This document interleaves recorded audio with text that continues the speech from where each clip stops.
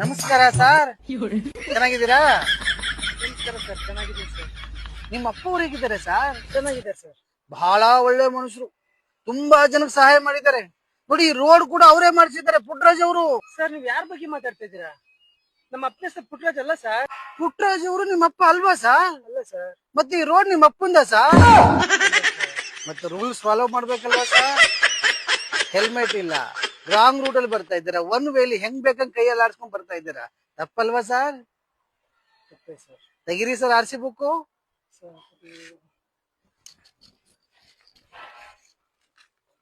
ಇಲ್ವಾ ಸರ್? ಇರ್ಲಿ ಬಿಡಿ ಸರ್, ಫೈನ್ ಕಟ್ಟಿ ಸರ್.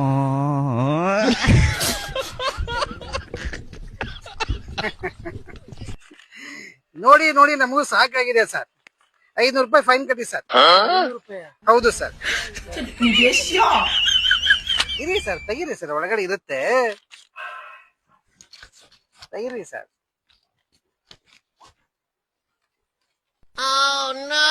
ಹೋಗಿ ಸರ್, ಹೋಗಿ ಸರ್.